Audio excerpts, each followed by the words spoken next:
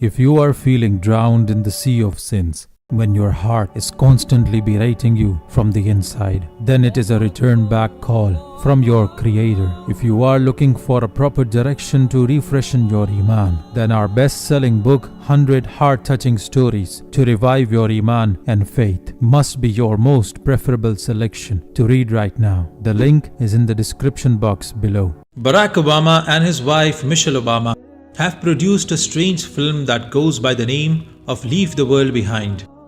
This movie gives us a peek into what billionaires and some of the most powerful and the wealthiest people in the world think about the world right now. You will not believe when I tell you that they are expecting the end of the world and are viciously preparing for it too. Now, in the movie there are some weird things happening to the bigger part of the world. There are earthquakes, floods, destruction of the crops, bombings and fire. And a little girl from a small town runs from the fire and hunger and reaches a house standing all alone in the middle of a peaceful place. She enters the house and reaches the basement of the house. There she sees plantation, greenery, electricity, solar panels, water and all kinds of foods. The story takes another direction, but the point here is that this movie has given us the idea of bunkers or rescue places where one can take refuge and hide and live a normal life when the rest of the world breaks into pieces. A similar news has resurfaced in the real world as well, brothers and sisters. Founder and CEO of Meta, Mark Zuckerberg, has been building a huge bunker beneath his house. It is a spacious underground house with all emergency life amenities, including artificial farming.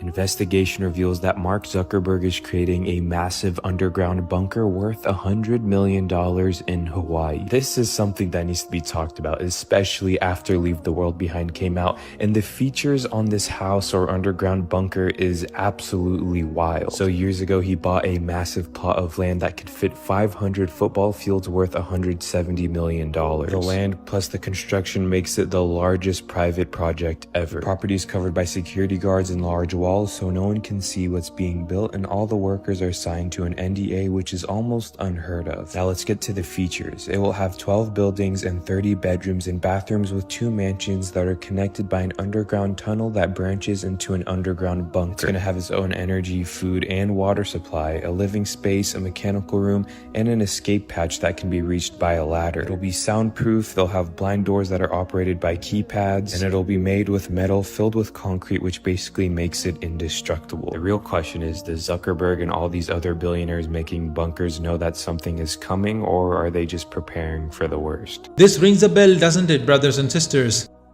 Do you remember the people of Samud? They were extremely talented and strong, experts in constructing huge buildings and monuments using stone.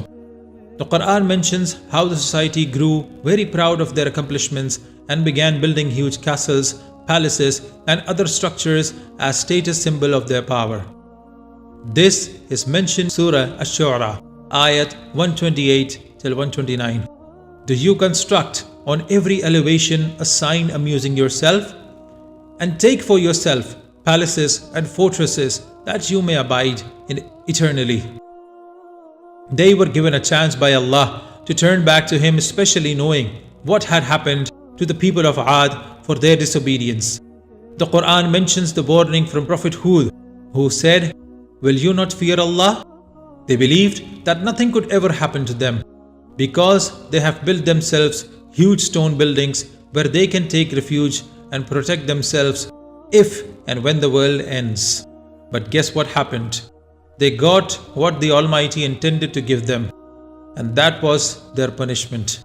The land was violently shaken, destroying all living creatures in it. There was one terrific cry which had hardly ended when the disbelievers of Saleh's people were struck dead, one and all, at the same time. Neither their strong buildings nor their rock-hewn homes could protect them. The disbelievers of Samud had no ally that day. They had incurred the wrath of Allah, which caused them to be destroyed before they realized what was happening. These non-believers, with loads of money and power, could do all they can. But when the Almighty intends to end the world and their lives or punish them, nothing will be sufficient to save them.